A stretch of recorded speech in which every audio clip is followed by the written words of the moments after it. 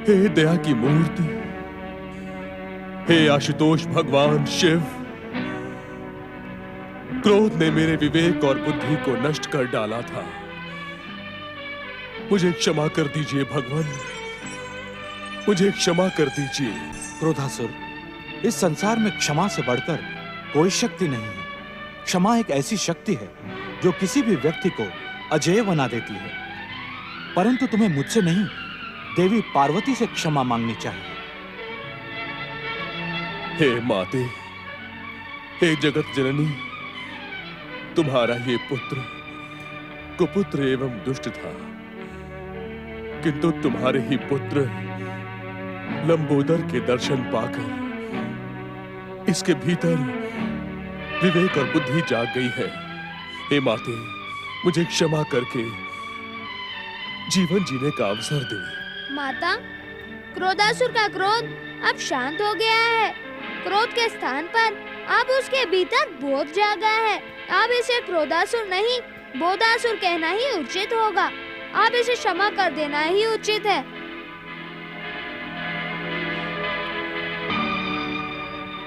माता, श्री महागणेश के अवतारों के पावन दर्शन पाकर मेरे हृदय में श्री गणेश भक्ति का उदय हो गया है। अब मैं श्री गणेश भक्ति करके अपने पापों का प्रायश्चित करना चाहूंगा। तुम्हारा कल्याण हो वत्स बोधासुर। आज के बाद तुम इस संसार में गणेश भक्त बोधासुर के नाम से ही प्रसिद्ध होगे। माताश्री, पिताश्री, मुझे ज्ञात नहीं था कि मेरा काम इतना शीघ्र समाप्त हो जाएगा। अब मुझे भी आज्ञा दीजिए। तुमने अपने कार्य को जिस सुंदरता से संपन्न किया है लंबोदर, उसकी जितनी भी प्रशंसा की जाए उतनी ही कम है। भविष्य और इतिहास के पृष्ठों पर तुम्हारे कार्य के समान तुम्हारी कीर्ति भी अमर रहेगी। तुम्हारा नाम लेने मात्र से भक्त का जीवन भय और दुख से मुक्त हो जाएगा। प्रणाम पिताश्री, प्रणाम माताश्री।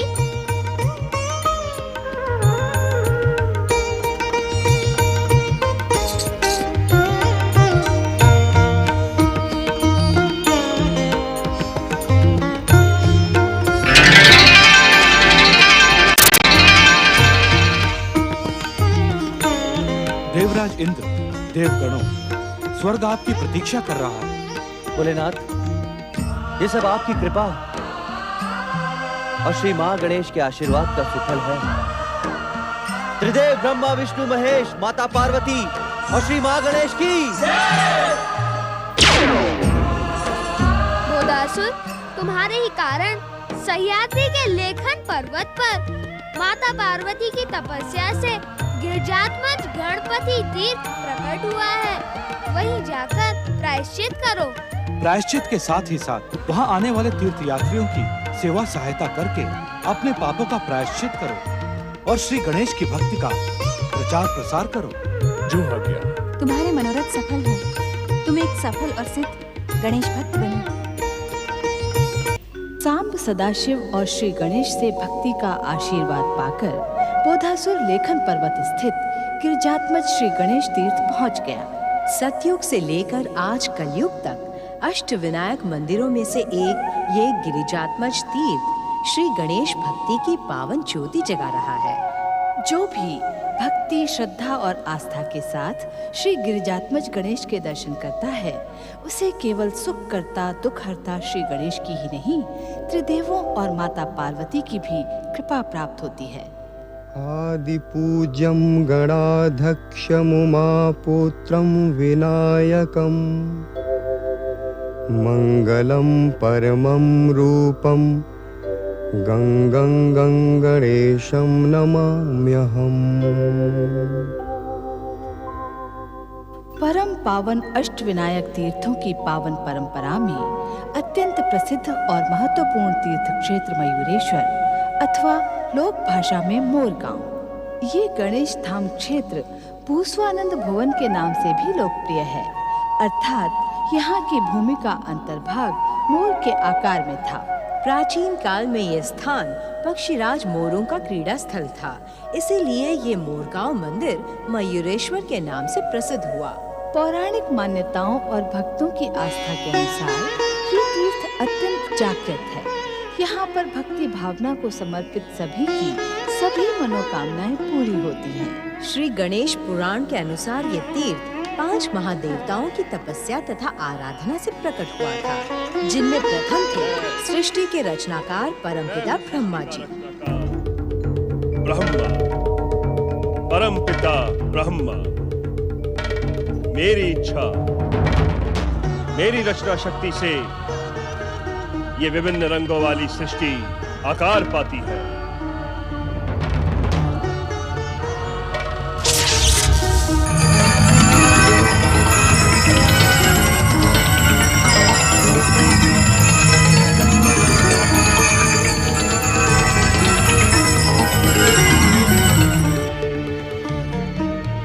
यदि मैं इस सृष्टि रचना का कार्य रोक दूं, तो सब कुछ स्थिर और जड़ होकर रह जाएगा। ये सृष्टि निष्क्रिय और निष्प्राण होकर रह जाएगी। मैं ही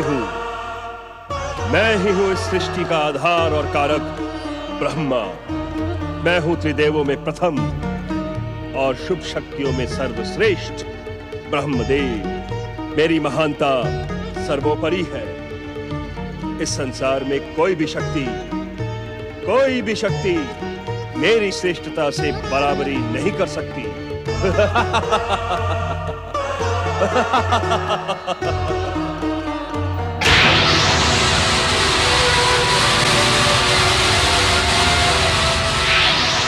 यह अचानक मेरे शरीर में कंपन क्यों हो रहा है?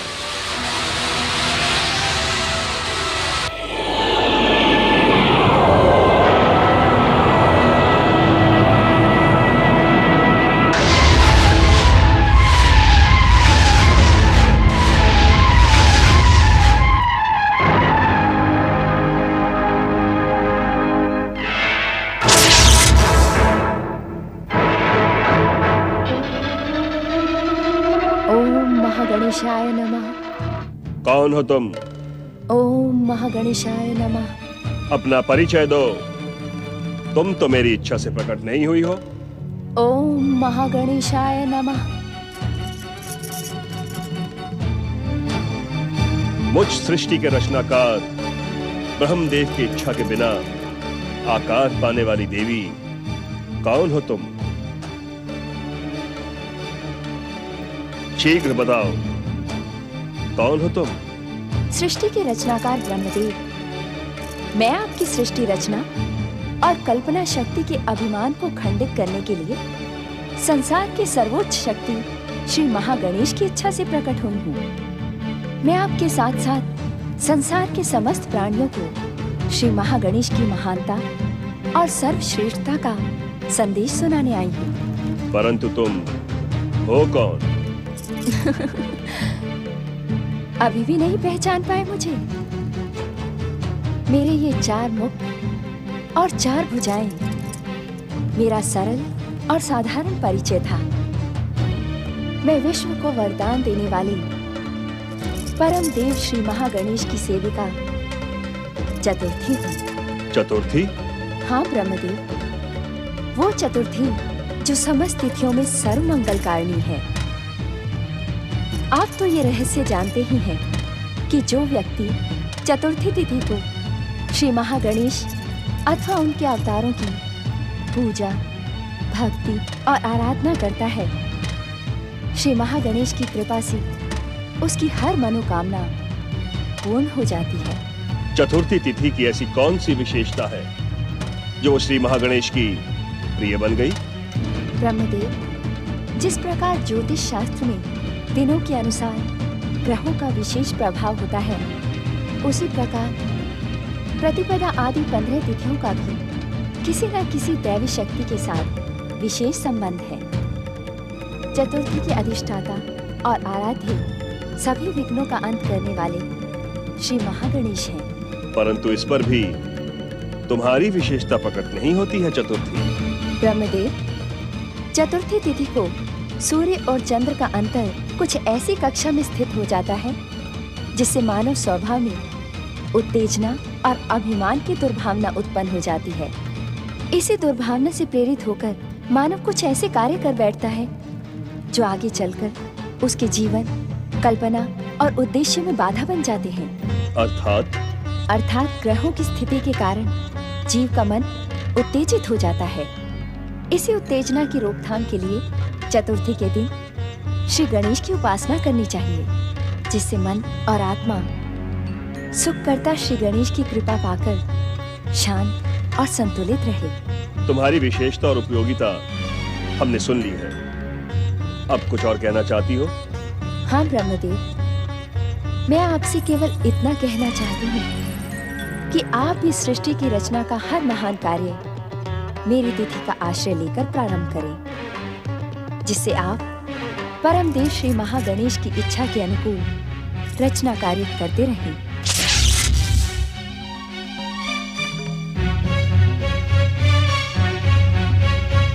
जब सब कुछ श्री महागणेश की इच्छा से ही होने वाला है, तब मेरी क्या आवश्यकता? मुझे सृष्टि के रचनाकार का संबोधन क्यों? जब मैं त्रिदेवों में सर्वप्रथम, मेरा ही कोई महत्व नहीं, तो सर्वपूज्य त्रिदेवों की क्या महानता? मैं बिना किसी का आश्रय लिए सृष्टि की रचना करके अपनी महानता सिद्ध कर दूंगा। सृष्टि रचना कार्य प्रारंभ हो।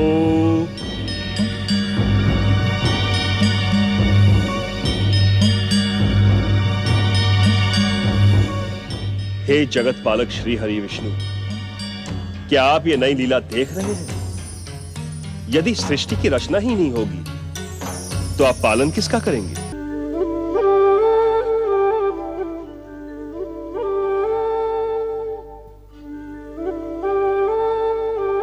स्वामी, आंखें खोले स्वामी। अपनी प्रसन्नता का रहस्य मुझे भी बताएं। क्या बात है स्वामी? योग निद्रा के समय आपके मुखमंडल पर प्रसन्नता की आभा भी घर रही थी। तो आप इस प्रसन्नता का कारण जानना चाहती हैं महादेवी? कारण तो अत्यंत सरल है। जब हम योग निद्रा में लीन होकर अपनी सृष्टि को निहारते हैं, तो मन प्रसन्न हो जाता है। आप तो जानती हैं, हम इस जगत के पालक हैं। हमारी कृपा से इस सृष्टि के प्राणियों का पालन होता है, उन्हें सुख और संतुष्टि की प्राप्ति होती है। इसीलिए संसार हमें जगदीश, जगन्नाथ और त्रिलोकीनाथ कहकर पुकारता है। क्षमा करें स्वामी, आपकी सृष्टि में धन, वैभव और समृद्धि की स्वामिनी तो मैं हूँ। यदि मैं संसार को धन, धान्य, वैभव और समृद्धि प्रदान नहीं करूंगी, तो संसार के प्राणी जीवित कैसे रहेंगे? आप तो हमारी धर्मपत्नी है महादेवी, अतः हमारी इच्छा और आदेश के बिना आप कुछ नहीं कर सकती। किंतु हम जिस पर प्रसन्न होते हैं, उसे बिना आपसे पूछे ही सुख, समृद्धि और वैभव प्रदान कर देते हैं। और जो व्यक्ति हमारी पूजा भक्ति से दूर हो जाता है, उसे संकटों के साथ ही साथ दुख और दरिद्रता का भी सामना करना पड़ता है।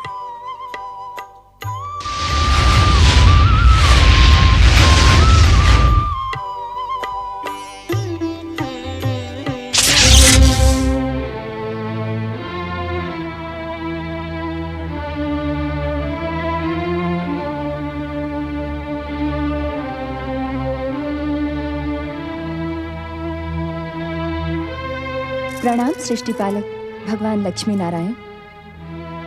मैं परमदेव श्री महागणेश की सेविका चतुर्थी हूँ। चतुर्थी? चतुर्थी? हाँ, चतुर्थी। मैं अभी अभी सृष्टि के रचनाकार ब्रह्मदेव के मन में उत्पन्न अभिमान के प्रति उन्हें सावधान करके आई हूँ। आपको भी सावधान करना मेरा कर्तव्य है। इस सत्य से आप अनजान नहीं है कि संसार में रचना, पालन और संहार का कार्य परमदेव श्री महागणेश की इच्छा से ही संपन्न होता है। ये तुम्हारी धारणा है चतुर्थी, तथापि अपने आराध्य के प्रति मन में ऐसी ही भावना रखनी चाहिए। ये केवल मेरी धारणा नहीं है। परमदेव श्री महागणेश केवल मेरे आराध्य नहीं है, विघ्नों का अंत करके शुभ और मंगल की वर्षा करने वाले परम देव तो आप त्रिदेवों सहित सारे संसार के आराध्य हैं। सृष्टि की हर शुभ शक्ति का कार्य निर्धारित होता है चतुर्थी। जहां विघ्नों के अंत का कार्य परमदेव श्री महागणेश करते हैं, वहीं सृष्टि के पालन का कार्य हमारे निमित्त है। मैं इस विषय पर वाद विवाद करना नहीं चाहती। मैं तो केवल इतना कहना चाहती हूँ कि आप संसार के पालन का कार्य यदि श्री महागणेश की इच्छा से करें तो आपके मन में व्यर्थ का अभिमान प्रवेश नहीं करेगा। मुझ चतुर्थी का आश्रय लेने मात्र से ही हर शुभ कार्य निर्विघ्न संपन्न हो जाता है। प्रणाम। सुना देवी लक्ष्मी, आपने हमें सृष्टि पालन का कार्य श्री महागणेश की इच्छा से चलाना होगा। ऐसे में हमारा महत्व ही क्या रह जाएगा? हम तो श्री महागणेश की इच्छा को। स्वामी, श्री महागणेश सर्वोपरि और सर्वश्रेष्ठ है। चतुर्थी ठीक ही तो कह रही थी। यदि श्री महागणेश के प्रति भक्ति और आस्था रखकर कोई भी कार्य किया जाए तो वो कार्य निर्विघ्न संपन्न होगा। महादेवी, क्या आपको नहीं लगता कि चतुर्थी का प्रकट होकर हमें सावधान करना हमारी महिमा को चुनौती देने के समान है? यदि ब्रह्मदेव रचना नहीं करेंगे, हम पालन नहीं करेंगे और भगवान शिव संहार नहीं करेंगे, तो ये संपूर्ण सृष्टि, ये सारा संसार अस्त व्यस्त होकर रह जाएगा। सृष्टि के पहले दिन से ही सृष्टि रचना, पालन और संहार का कार्य श्री महागणेश की इच्छा से पूर्ण होता आया है।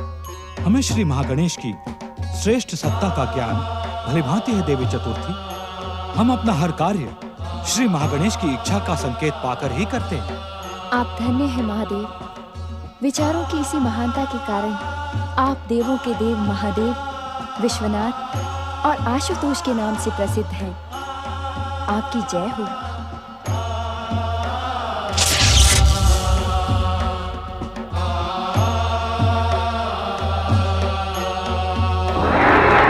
नारायण नारायण नारायण, भजमन नारायण नारायण नारायण।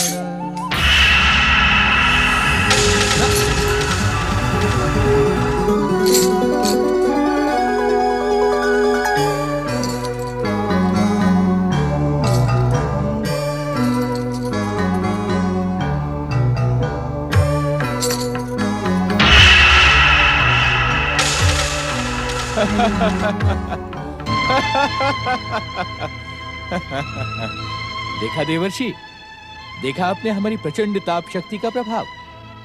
अब तो आपको भी कहना पड़ेगा कि सूर्यदेव के समान प्रचंड, प्रतापी और प्रबल दूसरा कोई देवता या महादेवता नहीं है। नारायण नारायण। आप तो सदैव भगवान नारायण और श्री महागणेश के गुण गाते रहते हैं, हमारा तो नाम तक नहीं लेते। अदिति पुत्र सूर्यदेव, आप समस्त ग्रहों के अधिपति हैं। आपसे अधिक प्रकाशवान, प्रतापी और प्रचंड दूसरा कोई भी ग्रह नहीं है। ग्रहों की नहीं, देवताओं और महादेवताओं की बात कीजिए देवर्षि। क्या इस सृष्टि में हमारे समान कोई प्रतापी दूसरा देवता या महादेवता है? आपके त्रिदेव और महागणेश के अवतार भी हमसे आंख मिलाने का साहस तक नहीं रखते। इतना ही नहीं देवर्षि, जब देवताओं और महादेवताओं को अपनी महिमा का गुणगान करवाना होता है तब हमारी समानता का उदाहरण दिया जाता है। गंग गंग गंग गंग गंग गंग। इतना अभिमान उचित नहीं है सूर्यदेव। इससे तो आपकी कीर्ति। हमारी कीर्ति सर्वश्रेष्ठ है देवर्षि, हमारी कीर्ति सर्वश्रेष्ठ है। इस संसार में हमारी ओर आंख उठाकर देखने का कोई साहस तक नहीं कर सकता।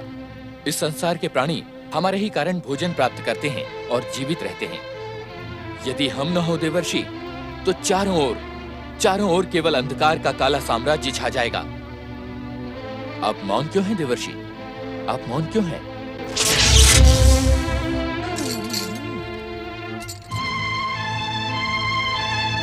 नारायण नारायण।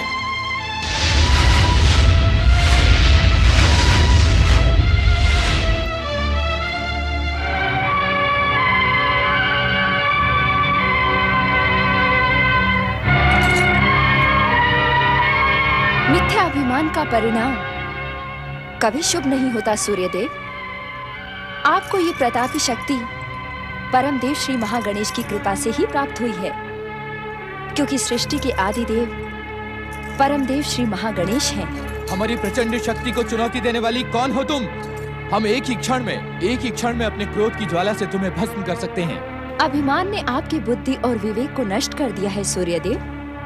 आप तो स्वयं ग्रहों के अधिपति और ज्ञानी हैं। क्या आप इतना भी नहीं जानते कि अभिमानी का मिथ्या अभिमान ही उसके पतन का कारण होता है? हमें पतित करने वाला इस संसार में कोई जन्मा ही नहीं। हम तुझे तेरी दुष्टता का दंड अवश्य देंगे। देख मेरी प्रचंड ताप शक्ति का घातक प्रभाव।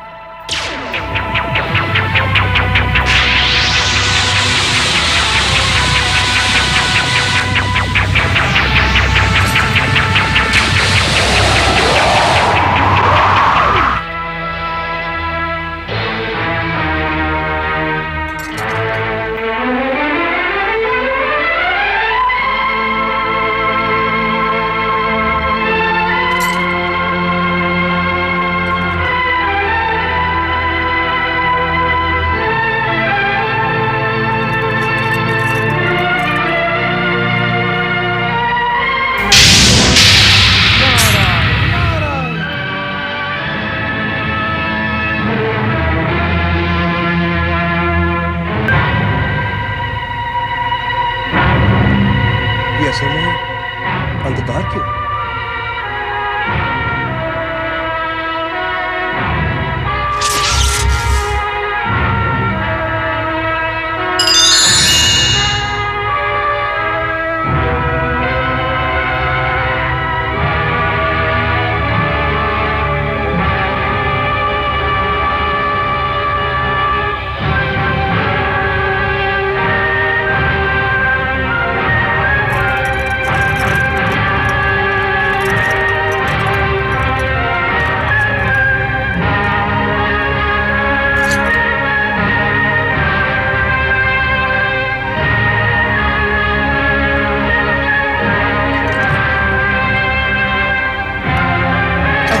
सूर्यदेव, देख रहे हैं आप?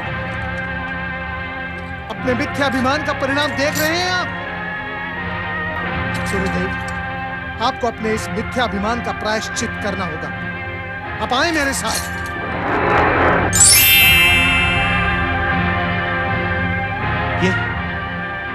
ये सूर्यदेव असमय अस्त क्यों हो गए? देवराज, मुझे तो इस घटना के पीछे कोई षड्यंत्र दिखाई दे रहा है। षड्यंत्र? कैसा षड्यंत्र वरुण देव? कोई देव शत्रु इस घटना का लाभ उठाकर स्वर्ग पर अधिकार। वरुण देव, स्वर्ग पर अधिकार करना कोई बच्चों का खेल नहीं है। मुझे तो अब तक किसी भी देव शत्रु के प्रकट होने का समाचार नहीं मिला है। क्षमा करें देवराज, हमें फिर भी इस असमय अंधकार का रहस्य जानने के लिए भगवान भोलेनाथ की सेवा में चलना चाहिए। अवश्य पवन देव, अवश्य। ओम नमः शिवाय, ओम नमः शिवाय, ओम नमः शिवाय। हर हर महादेव, हर हर महादेव। कैलाश में आप सभी का स्वागत है। अब तक आप सब जान ही चुके हैं कि देवी चतुर्थी द्वारा सूर्य बिंब को हस्तगत कर लेने के कारण असमय अंधकार छा गया है। इसका कारण सूर्य देव का मिथ्या अभिमान है।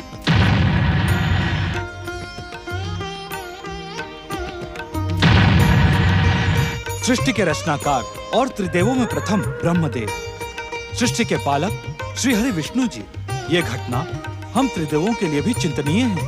हमें अपनी भूल का आभास हो चुका है महादेव। विश्व को वरदान देने वाले परमदेव श्री महागणेश की परम लीला के निमित्त बनकर हम अपने बुद्धि विवेक को खो बैठे थे, और इसी भूल के कारण हमारी शक्ति और महिमा धूमिल हो गई है। इस महिमा को पुनः पाने के लिए हमें प्रायश्चित और पश्चाताप करना होगा। भोलेनाथ, इस भूल के दोषी हम हैं। इसका प्रायश्चित और पश्चाताप हम ही करेंगे। केवल आप नहीं सूर्यदेव, भूल हमने भी की है, प्रायश्चित हमें भी करना होगा। श्री महागणेश को प्रसन्न करने वाले प्रायश्चित का मार्ग केवल आप ही बता सकते हैं महादेव। कृपया हमारा मार्गदर्शन करें। श्री महागणेश की महिमा और प्रतिष्ठा को संसार के सामने आदर्श रूप में रखने के लिए हम सबको सह्याद्री पर्वत क्षेत्र की पवित्र भूमि में जाकर तपस्या करनी होगी। श्री महागणेश की प्रसन्नता से ही हमें अपनी खोई हुई शक्ति और महानता प्राप्त होगी।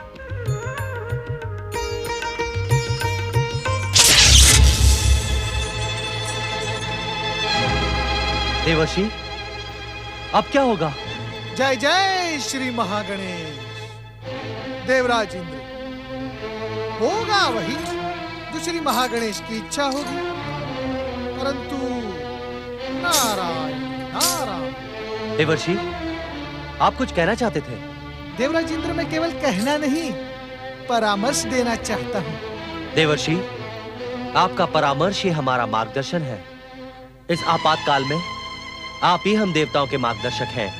नारायण नारायण। देवराज इंद्र, इस समय तो आप भगवान श्री महागणेश के प्रति आदर रखते हुए अपने मिथ्या अभिमान से सावधान रहें। केवल इतना करें। नारायण नारायण।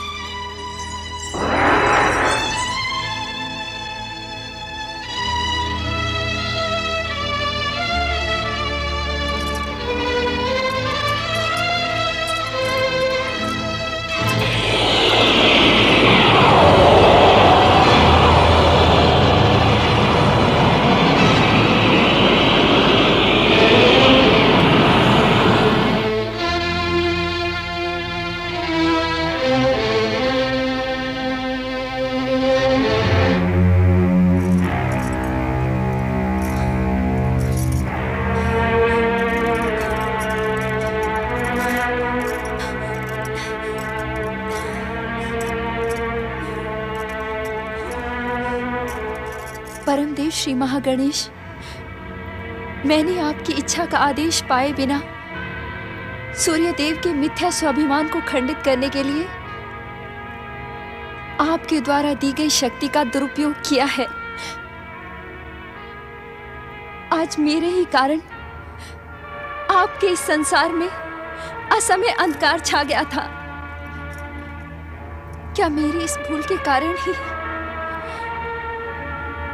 मेरा ये रंग श्याम वर्णी हो गया है? इस मिथ्या अभिमान की दोषी मैं ही हूं।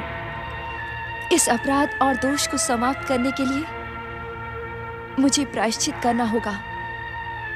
तपस्या करके श्री महागणेश को प्रसन्न करना होगा। मुझ पर कृपा करें श्री महागणेश। मेरे इस अपराध को क्षमा करें श्री महागणेश।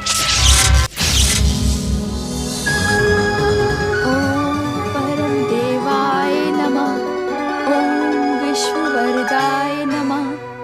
ओम महागणेशाय नमः। ओम परम देवाय नमः। ओम विश्ववरदाय नमः। ओम महागणेशाय नमः।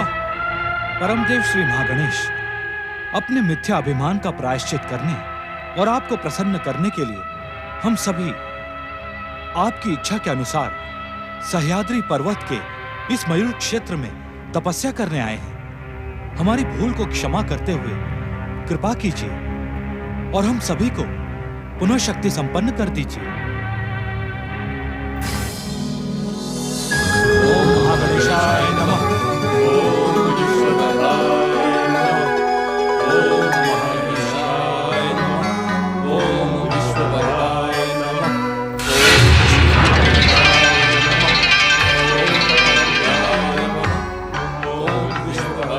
महादेव, मैं आप में समाई शक्ति हूँ। इस पावन पुण्य को पाने के लिए मैं आपके साथ तपस्या करूंगी, जिससे श्री महागणेश की कृपा का लाभ शिव शक्ति के साथ साथ सभी को प्राप्त हो। उत्तम, तुम भी श्री महागणेश की इच्छा का संकेत पाकर ही प्रकट हुई हो शक्ति। आओ हमारे साथ बैठकर इस अनुष्ठान को पूरा करो। किसी भी शुभ संकल्प का प्रारंभ यदि 5 व्यक्तियों द्वारा हो तो उसके सफल होने में संदेह नहीं रहता। 5 की संख्या में ऐसी क्या विशेषता है महादेव? वैदिक संसार में वैष्णव, शैव, शाक्त, सौर और गणपत्य ये 5 प्रमुख संप्रदाय हैं। इन सभी संप्रदायों का मूल मंत्र ओमकार से प्रारंभ होता है, जो इन 5 की संगठित शक्ति का प्रतीक होता है। इसीलिए दैनिक, भौतिक और सामाजिक जीवन में 5 व्यक्तियों का जोड़ना सफलता का कारण माना जाता है। आपसे ये रहस्य सुनकर मेरा जीवन धन्य हुआ महादेव। अब श्री महागणेश की आराधना का प्रारंभ करें। ओम महागणेशाय नमः। ओम परम देवाय नमः। ओम महागणेशाय नमः। ओम परम देवाय नमः। गजानन, कहाँ हो तुम? प्रणाम माता। मंगलमूर्ति। गजानन, मैंने तो गौरी पुत्र को यहाँ नहीं देखा, वे तो आप ही के साथ गए थे। इतना बड़ा हो गया है, पर अपनी माता के साथ आंख मिचौली खेलने में उसे बड़ा आनंद आता है। वन में भी मेरे साथ आंख मिचौली खेलता रहा। मुझे एक क्षण के लिए भी बैठने का अवसर नहीं दिया उसने। जाओ, जाकर ढूंढो उसे। जैसी आज्ञा माता।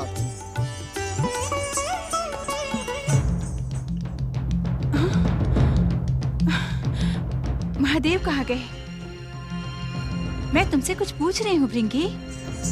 माता, कैलाश का कोना कोना छान मारा, किंतु गौरी पुत्र का कहीं पता नहीं चला। मैं ये पूछ रही हूँ कि महादेव कहाँ हैं? आपको भृंगी ने बताया नहीं? ये मेरे प्रश्न का उत्तर नहीं है। माता, स्वामी ब्रह्मा जी, विष्णु जी सूर्य देव के साथ तपस्या करने सह्याद्री पर्वत गए हैं।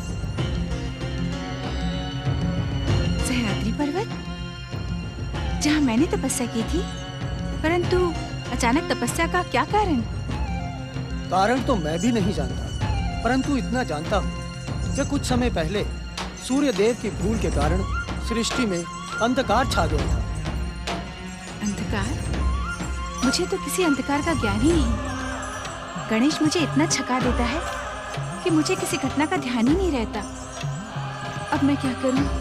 आप कुछ न करें माँ, वे दोनों कुछ समय बाद लौट आएंगे। भला वे दोनों आपसे कब तक दूर रह सकते हैं? तुमसे कितनी बार कहा है भृंगी, जितना पूछा जाए उतना ही बताया करो। प्रणाम देवी पार्वती। ओम महागणेशाय नमः। ओम विश्ववरदाय नमः। मेरे अपराध क्षमा करें श्री महागणेश। ओम परम देवाय नमः। मेरे मन की दुविधा का अंत करें परम देव।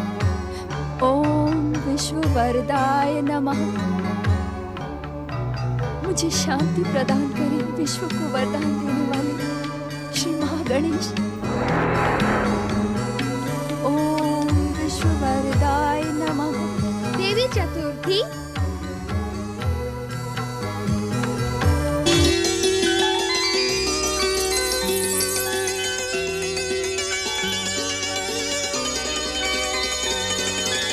तुमने जो कुछ भी किया वह परम देव श्री महागणेश की इच्छा के अनुसार ही किया। अभिमानी सूर्य देव का अभिमान खंडित करना अनिवार्य था। परम देव श्री महागणेश के अवतार गौरी पुत्र श्री गणेश, आपके मंगल दर्शन पाकर मैं धन्य हुई। मेरा पश्चाताप पूर्ण हुआ। मेरी तपस्या सफल हुई। मुझ में अपराध की श्री महागणेश भक्ति में सर्वोच्च स्थान प्राप्त करने वाली देवी चतुर्थी, तुम परम देव श्री महागणेश की प्रतिनिधि बनकर ब्रह्मदेव के मस्तक से प्रकट हुई हो। इसी कारण तुमसे कोई अपराध हो ही नहीं सकता। हे भक्तवत्सल, आपकी दया अमोघ है, परंतु यदि मुझसे अपराध नहीं होता तो क्या ये मेरा गौर रंग श्याम वर्णी हो जाता? ये भी परम देव श्री महागणेश की लीला है। सूर्य देव के ताप के कारण तुम्हारा रंग श्याम हो गया है, पर वह स्थायी नहीं, अस्थायी है। तिथि का संबंध पक्ष से होता है, इसी कारण हर माह में पड़ने वाले 2 पक्षों को शुक्ल पक्ष और कृष्ण पक्ष पुकारा जाता है। मैं कुछ समझी नहीं मंगल मूर्ति। देवी, तुम प्रत्येक चंद्र मास के कृष्ण पक्ष में श्याम वर्णी और शुक्ल पक्ष में गौर वर्णी बन जाओगी। तुम्हारी भक्ति से प्रसन्न होकर हम ये दोनों श्याम और श्वेत वर्ण तुम्हें प्रदान करते हैं।